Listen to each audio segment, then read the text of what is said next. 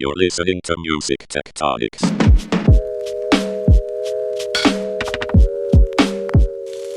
Welcome back to Music Tectonics, where we go beneath the surface of music and technology. I am your host, Dmitri I'm the CEO and founder of Rock, Paper, Scissors. We're a PR firm that focuses on tech, music, and music tech. And I have my trusty co-host, Tristra New Year Yeager. Hey there. How's it going, Tristra? I'm doing pretty great today. I'm excited, Tristra. Yeah, me too. Because we've got the music tech seismologist and researcher and public speaker and kind of a leader in the music tech space, Mark Mulligan from MIDiA with us. How you doing, Mark? I'm doing great, thanks. It's great to be here as well. Yes, I've been following you for as long as I've known about you. And since I started my own music tech startup, started seeing you at places like Meetum and other conferences and listening to you speak and read the reports that you put out. And I think you've got your finger on the pulse of things before they happen, practically. And that's why I called you the music tech seismologist. And really excited. You're going to be coming out to Music Tectonics, our conference in LA this October, to be our keynote. And so great to have you on the podcast. I thought I would kick off by just asking you, what are the defining characteristics for music tech this year, 2019? Well, I think this year has been one that in some ways looks like there's less happening than in previous years. And in actual fact, there's more happening. So what I mean by that is if you look at the last couple of years, it was all about how big streaming was getting and, it's really big acceleration. And the big guys really established themselves. We saw sort of 100 million subscriber marks passed, etc. And, so it's a really, really big year. And then this year, in comparison, looks a bit like, well, it's more the same. And we're beginning to see a bit of a slowdown and the market's becoming a bit ossified. And, and it sort of on the surface can look like we're actually seeing a bit less. But in actual fact, I think there's some structural changes which are probably going to be more impactful on the music business than streaming was.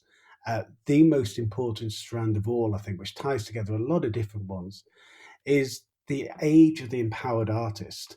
We've had for the last couple of years the DIY artist, the artist direct sector, and independent artists on label services. Those sectors have been growing at an astounding rate, far, far quicker, in fact, 3 times faster than the rest of the music business.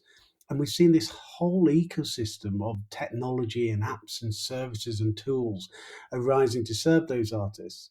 And the reason we can see that this is really impactful and the reason we can see that it's going to make really big change is because the traditional music industry is now paying attention. The traditional music industry is either trying to buy the companies, trying to set up their own competitors, having to completely change the deal structures. And really, when we think about all that streaming did, really, when you boil it down to its basics, is streaming just took the old models of retail and radio, put them together in one nice, neat package and made it work a lot better and geared it for the current era. But the shift from artists being tied to big, long label or publishing deals where they give up all of their rights and they have very little control over their own finances or their own creativity, and he switched that to one where they're in control. That is a complete rewriting of the music business, and we're only just getting started there. Wow, it's so cool. To me, I feel a little bit like I've been a student to try to pick up on these kind of shifts happening in the industry, and we've actually identified several seismic shifts that we've been weaving into some blog posts and podcasts, and we'll be weaving into the Music Tectonics Conference. And one that I did not expect to talk to you about today, I call self-driving artists change everything. You called it self-empowered artists, which I really like. I think the reason I chose self-driving was because people have used DIY so much, do it yourself. And a lot of it's not about actually having to do it yourself so much as to have the control of what's going on, making the decision. So I really like your term, self-empowered artist. And the reason I also identified that one as one of these seismic shifts is because it does feel like what looked like this non-entity as far as the traditional music industry was concerned didn't just gather power, but gathered tools and also kind of a cultural momentum that shifted the entire conversation with all creators when they're doing any kind of deal. So it's not just, oh, there's all these self-releasing artists now, but like you said, it's changing the way that record labels and publishers are doing deals with artists. Absolutely. And really, there's probably two ways to look at this. So one is you have a body of artists which will always be below the radar. They'll always be either mid-tier, low tier. Some of them are doing it as enthusiasts. Some of them are making a part-time living out of it, but they're pretty much always going to be at that level. And so there's a huge marketplace there, which now makes those artists be able to find global scale audiences in the way that they didn't used to be able to. And yes, the internet has technically enabled that for a couple of decades now, but it's really been only this last few years where we've seen so many tools being delivered directly to the artists that and enabling them to get straight onto streaming platforms. That's really turned that potential into actuality. But the other part of it, the other way to look at the independent artist sphere, is think of it as being the top of the marketing funnel. This is where everything starts to bubble up. In the old days, in the old world, and by the way, when I say the old world still exists. We're in a transition. In any transition, the old world and the new world coexist. And that can be really confusing because it means the old world apologists will always find the statistics or the evidence to say things are still just like they were. The way we do things still work. While on the other side, you'll have lots and lots of evidence showing just how dramatically things are changing. And for a period of time, both realities are true, but the momentum is clearly with the change. So in the old world, which still exists, but in the old world, you'd send in your demo to a label, and if you were good enough, they'd sign you. In the meantime, you build up maybe a bit of a live following, and then you'd either be a hit or a miss. And if you sign for one of the big record labels, you'd have a 1 in 10 chance of making it. And it's all or nothing. And if you fail at the end of that, you get dumped. And many people see that as the end of their music career. In the new world, either you get to continue to build a career at a lower level, and you might even still be able to pull a couple of thousand people to your gigs, but you never break through to that next level. Or you start bubbling up and you start seeing your numbers start spiking on SoundCloud or Bandcamp or even on Spotify, etc. And those spikes, that's where people really start getting interested. There's all these tools and there's different next generation label companies and the likes of AWOL, etc., who will all be able to jump in on those indicators and then go, and sign the artists and stream them up. Instead of just saying, right, it's a big deal and it's all or nothing, it can be, okay, well, let's try something for a single. Let's see how it goes. And, and if it blows up a bit, we'll put some more behind you. We'll move you further up the chain. And if it goes away, we'll take you back down again. It's very fluid. It's very agile. And I think that's probably, if we look at where these things will go over the next few years, it'll be the idea of artists' careers being fluid. They will bubble up, they will bubble down, they might go sort of off the ball for a while, then come back.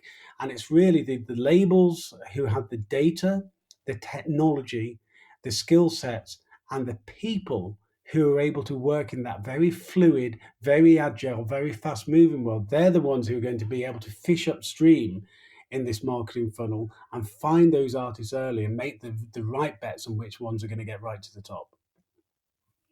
I think this is really interesting, Mark. We've been talking a lot at RPS about the importance of niches now instead of scales. So there was a lot of thinking, say, 10, even 5 years ago about music as this kind of widget, the sort of anonymous content that like some sort of bowl of meaningless oatmeal could be sort of stuffed into these various holes and the long tail and all of that sort of, there was no differentiation. And what you're saying with this fluidity is that there can be there was always the potential for this in music, right? There was always session players and scenes and all of these small labels, but we didn't have the visibility. You didn't have the sort of global scope that we have now. Like we can actually see these things happening in almost real time. So in some ways, I love the idea of fluidity, and I feel like that and this concept of niche and all these sort of little pockets where things are bubbling up and filling up and then getting promoted by people who are intelligent enough to see the potential and by fans who are intelligent enough to connect with that. And that's a really interesting concept. It's like it's making something that was very much latent I think, in the physical distribution era into something that's very much very present and emergent. I don't know. I'm sorry to get a little academic-y on you, but it sounds. Sorry, I sound like a cultural studies professor, but it's pretty No, interesting. I'm with you 100%. So, first of all, yes, absolutely, niche is the new mainstream. But secondly, it's not just, I would say, about what was not possible in the physical distribution era and what is possible in the digital era, because we've essentially had the best part of 2 decades of digital before lots of this potential started to turn into something really tangible. Um, so it's not just the fact that platforms are available or that there are audiences out there. We had to wait till audiences had the right services to use. We had to wait until artists had the right tools to use. And we had to wait until we had the right tools to be able to process the data, to be able to make the right calls, to be able to allow people to be creative quickly. It's essentially, we've got to this point where we're having an acceleration of innovation in music tech. But the ironic thing is the if you so I've been a music industry tech analyst for far too many years now, but really started just before the original Napster kicked off. So I've seen this market, sort of rise and fall over the years. The consumer app side, the consumer tech side of digital music now is actually incredibly staid and boring. There is very little innovation because the barriers to entry are just too high.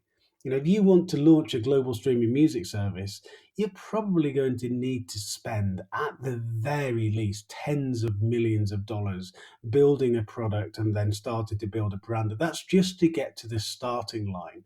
And when you get there, you realize the market is all sewn up between a whole bunch of players. And even if you want to try to do something different, you're probably not going to get the rights from the rights holders to do it. So there's really very little innovation happening there. And yet we've got all of this growth happening across the recorded business, across publishing, and still growth in live. And so there's a lot of external money coming into the space. So the places it's going, the way the investment is going, is innovation in the B2B side of things. It's all of the tools and the apps and the services which enable the market to respond to all the audience changes, that enable the platforms for artists and labels and publishers to do different things. And that's really where the really exciting stuff is. You're seeing music publishers acquiring acquiring DIY artist platforms. You're seeing all of these sort of things, which is people are moving across value chains because there's the technology that enables them to do it, and there's the investment that enables that technology to build. But it's B2B. It's a B2B music tech revolution rather than a consumer music tech revolution. That makes a ton of sense, and it's interesting to think about where that has been lagging. Where do you see some holes or some slow movement where you'd like, where to for the music industry to reach its potential? Where would you love to see a little bit more innovation? Right at the middle. If we look at streaming music as it stands in the West, and it is a big distinction, the West, between a number of Asian markets, but in the West, streaming music is incredibly commodified because of the terms and the constraints that rights holders put when they're licensing the services. And there's really good reasons for them doing that. They need to protect their content. They need to make sure that their content is valued appropriately in the marketplace, etc. There's really good reasons, but nonetheless, the unintended consequence of that licensing strategy is that we have a market which has a very small but quite long tail and a really fat head of a small number of tech giants who fundamentally are selling the same service. They've got the same music, they've got the same device support, they've got the same pricing, they've got the same tiers. And this is the equivalent of you wanted to buy a car and everything is a Lexus. All you get to do is you can choose what color paint you have on it. And if you're really lucky, you might be able to decide, sort of what seats you put in it. Fundamentally, consumers have negligible choice when it comes to streaming music apps. And because, streaming music services are undifferentiated, and that's where the spending is. We've essentially created a digital equivalent of the CD era. You rewind 20 years ago, 1999, just before the music industry started to go into decline. What we had was one format that was doing really well, that was still growing, but with no real sign of a successor format on the horizon. And everybody thought, great, this is the way the market's going to carry on. Now, I'm not saying that now we're suddenly going to have a Napster moment and everything's going to collapse, but we do lack a successor format. And I would say what streaming music does in the West is it monetizes consumption. It does the functional stuff really well.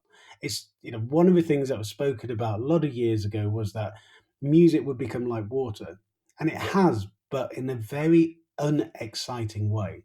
It's become like water. So it's become like water in the house. Do you ever go out, to a party and chat about how great the water is that comes out of your tap? Not usually Exactly. States, no. But you would complain if somebody turned off your water. So it's a service which you need to have, but it's not something that you get all excited about.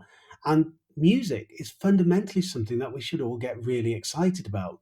So there's a real risk that what streaming is doing, and there was a music journalist who wrote a piece that nailed a quote on this, which was, he said, for him, streaming has left a hole in his music soul.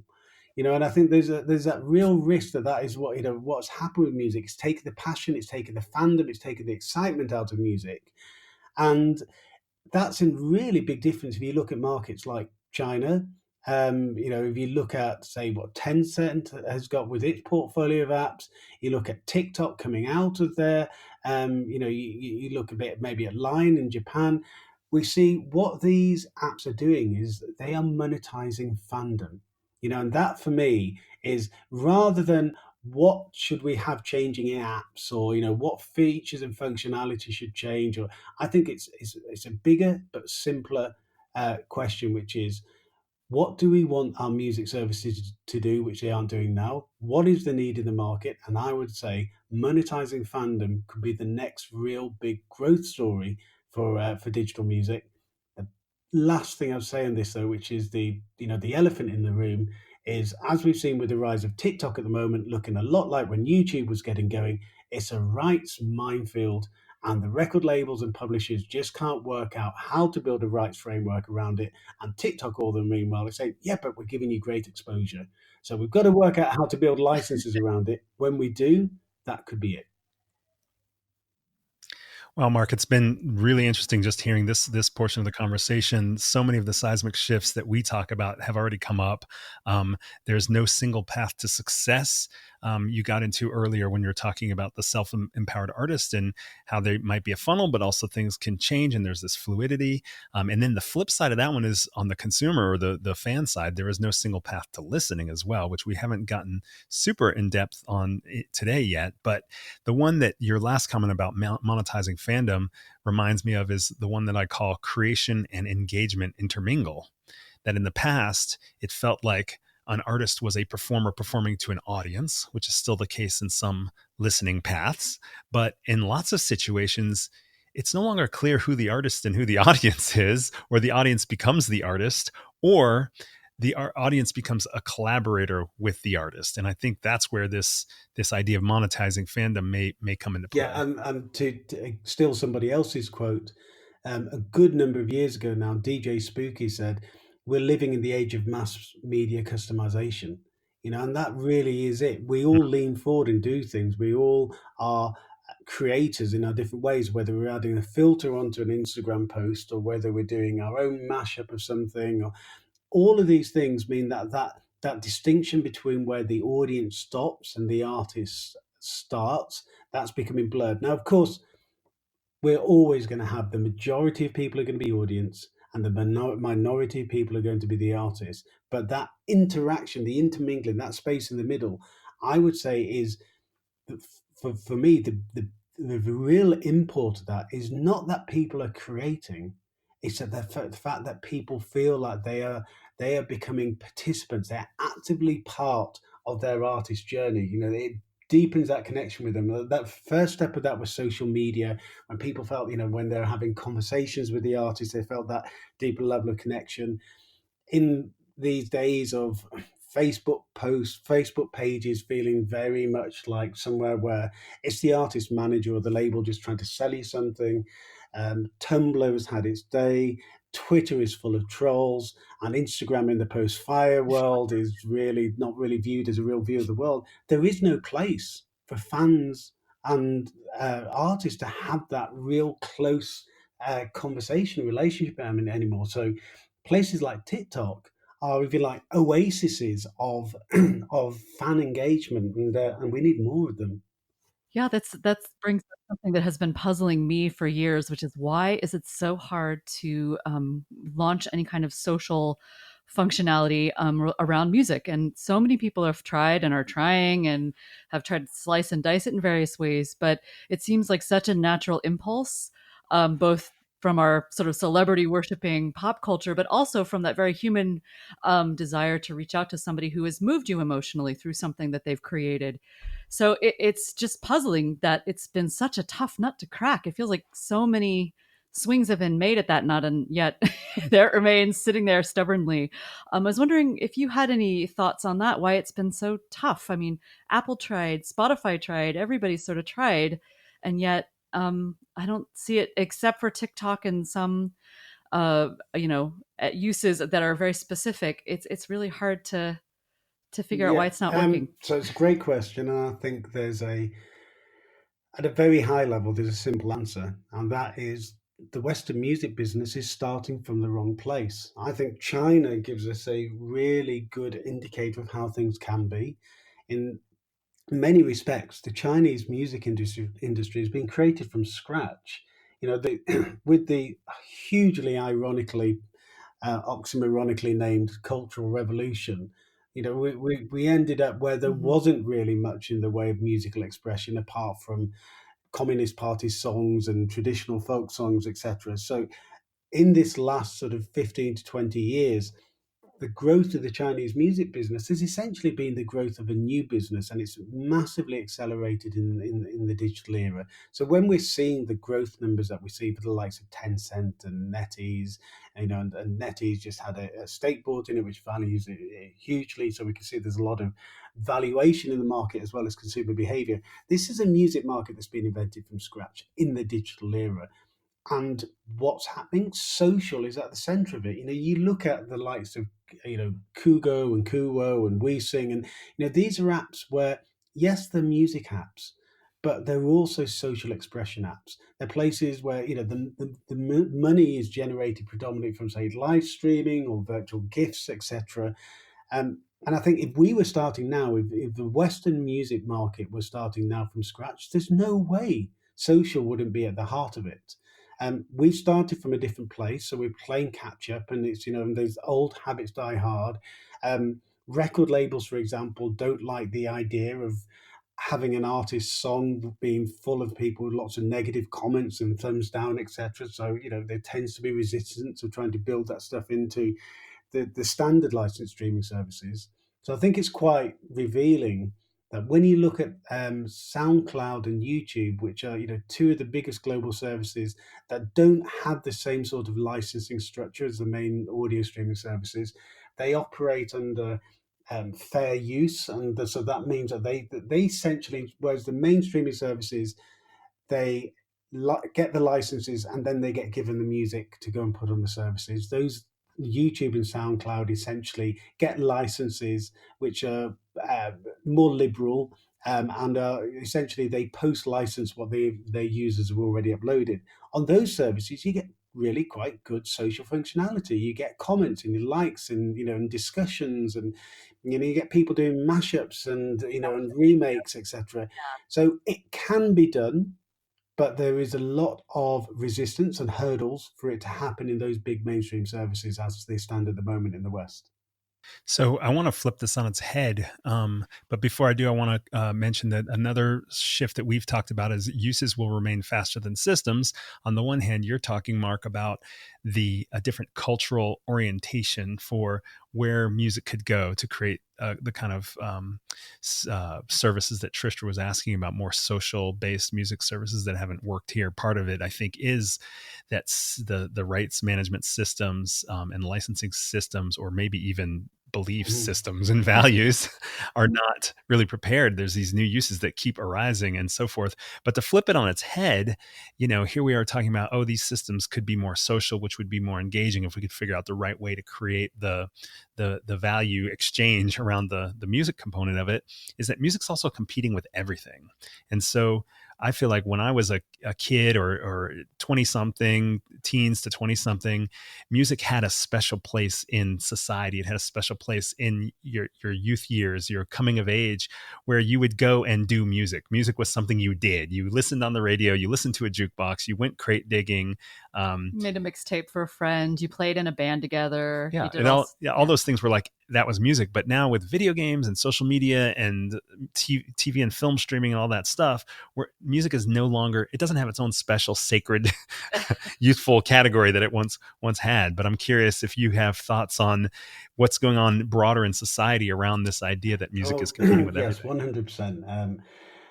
It used to be that music was the central cultural reference point. So, if we heavily simplify things, if we say that the teenager was invented in the 1950s, that's when the teenager became a segment which was marketed out, where content was created for. We saw the rise of rock and roll.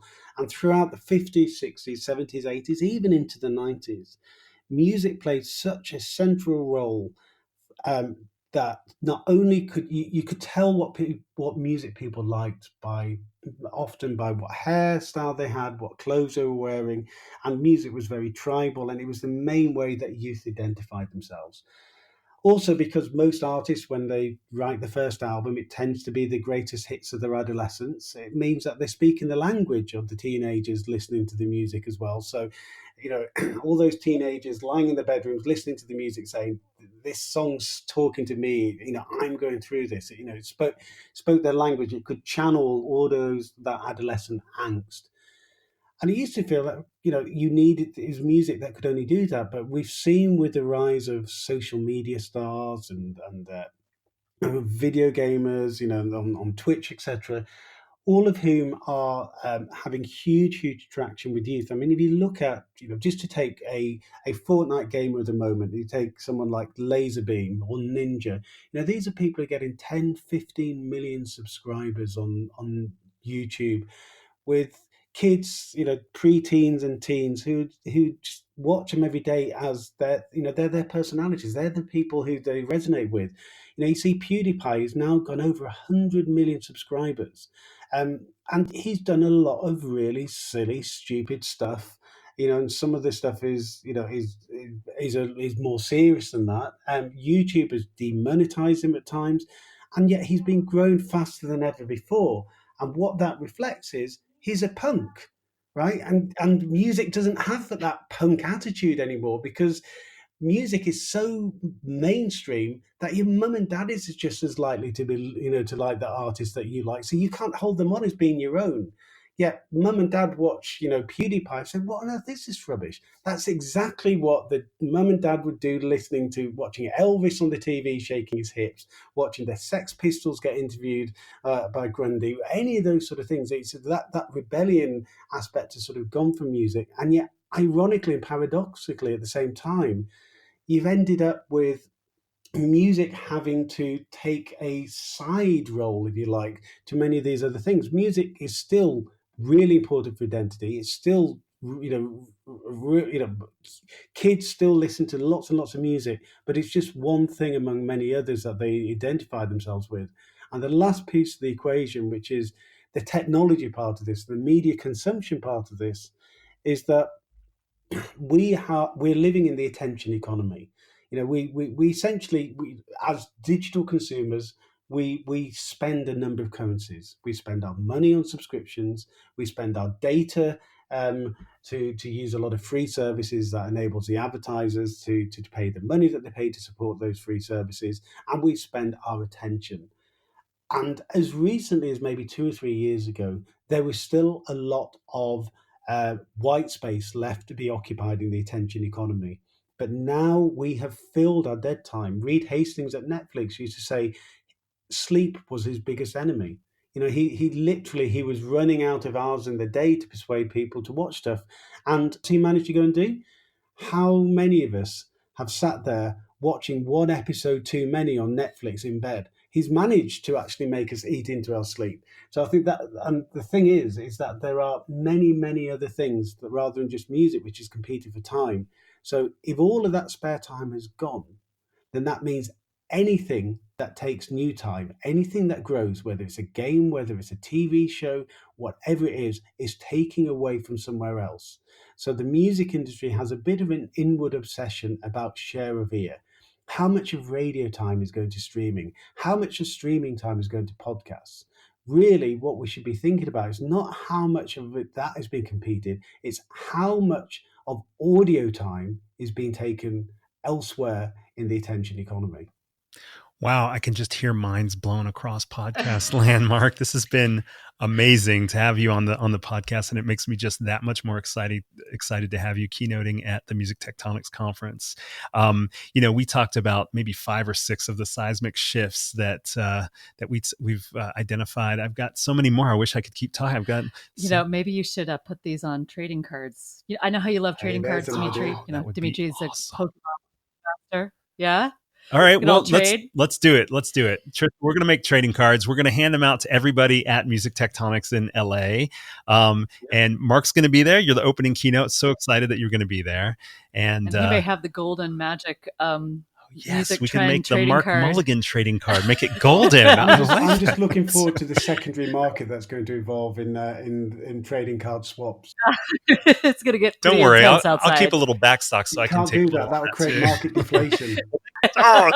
These economists. What am I going to do? Mark, it's great having you on the podcast. Looking forward to seeing you in LA. Thanks for joining us on the show. And thank you for joining us on Music Tectonics. Please hit subscribe on your favorite podcasting service. But if you really want to know what's going on with Music Tectonics and the conference, go to musictectonics.com, sign up for our newsletter, and you'll get a $50 discount on the badge for Music Tectonics, the conference, which takes place October 28th and 29th in Los Angeles. And also, if you want to learn more about Mark Mulligan, go to MIDiaResearch.com. That's MIDIA Research.com. He's got an amazing newsletter, one that you should definitely read and follow his reports and research and so forth, and come out to Music Tectonics where you'll get to see him speak and hopefully meet him as well. Looking forward to seeing you there. Thanks for joining us.